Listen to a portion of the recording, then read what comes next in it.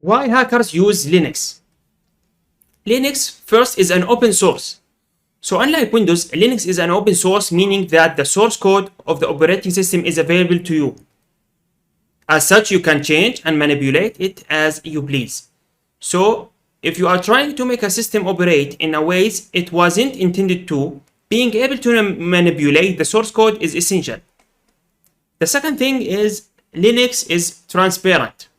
So to hack effectively, you must know and understand your operating system and a large extent the operating system you are attacking. Linux is totally transparent, meaning we can see and manipulate all its working parts. Not so with Windows. Microsoft tries hard to make it as difficult as possible to know the inner working of on its operating system. So you never really know what's going on under the hood. Whereas in Linux, you have spotlight shining directly on each and every component of the operating system. This makes working with Linux more effective. Linux offers granular control.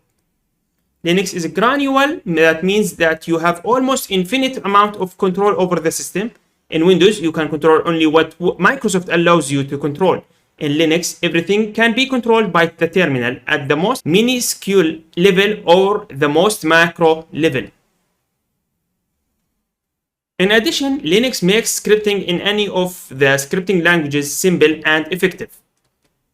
Most hacking tools are written for Linux. So well over 90% of all hacking tools are written for Linux.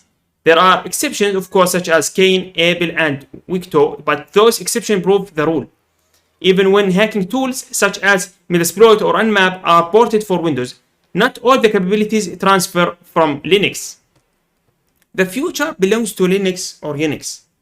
This might seem like a radical statement, but I firmly believe that the future of information technology belongs to Linux and Unix systems. Microsoft had its day in the 1980s and 1990s, but its growth is slowing and stagnating.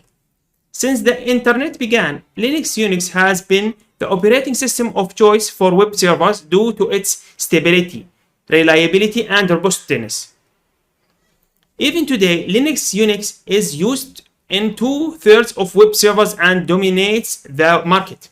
Embedded systems in routers, switches, and other devices almost always use a Linux kernel.